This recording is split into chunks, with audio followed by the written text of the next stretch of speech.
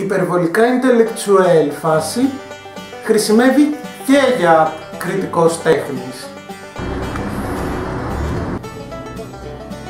Αθέασμηση τους γκέι! Αλλά το δικαίωμα να μην λερώνεις το βρακί σου με τσίσα κάθε φορά που σκέφτεσαι το καζάνι της κόλασης, λογικά είναι... Τζιχάντ! Στο κοντισιόνα...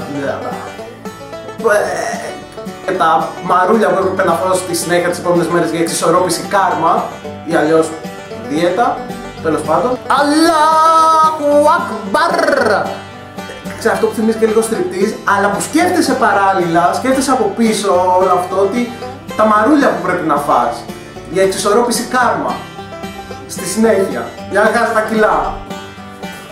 Έτσι, δηλαδή, έτσι όπως είναι.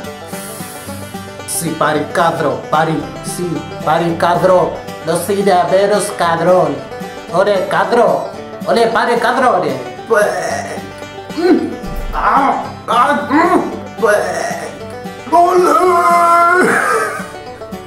Πόσο γενικό αυτό, επισητιστικό. Έλα, καλημέρα. Χόλμπον θέλω. Ωραία, γράφει πόσα χιλιοστά είναι. Super slim, αυτά τέλος πάντων. Φιλτρέκα super slim, Χόλμπον σου είπα θέλω. Πάρα αυτά, Jesus. Του κυρίου δεηθώμε. Πατεχτικόρνιζο, σπανακόρνιζο. Δεν πιστεύω με κάθε εβδομάδα να φάγεις τυρί. Φάγεις τυρί.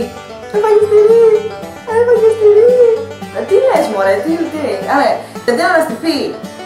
Απευθείας.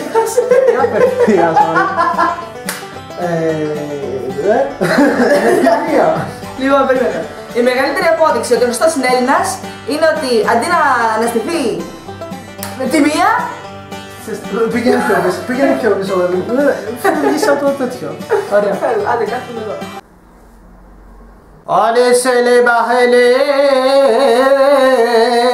lo sabae. Όλε σε μπιχιδι lo σελεβαχαλασό. Σπανακόρνιζο.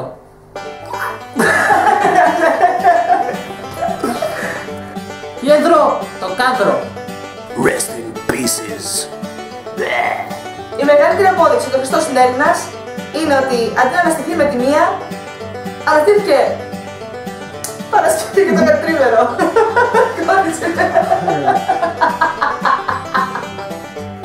Έρχεται η άλλη και με κοιτάει σαν να μου πουλάει ναρκωτικά. Τι λέει?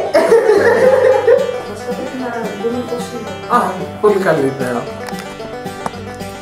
Γι' αυτό χρειάζεσαι ένα σκηνοθέτη. Α, βυζιά. Α, ναι. Μην μου πεις ότι έφαγες τυρί. Τυρί στο γύρο! Α! Εντάξει, δεν θα. Ναι. Κάτι περίμενε. Άμα τον αλείψεις με τα ραμά.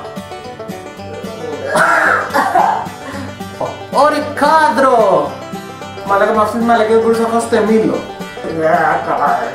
Φιλτρέκα super slim, Χόλμπον σου είπα θέλω.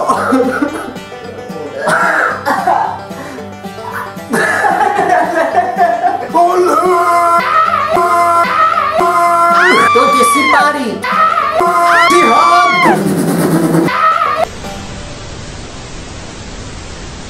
Πιέντρο, το κάδρο.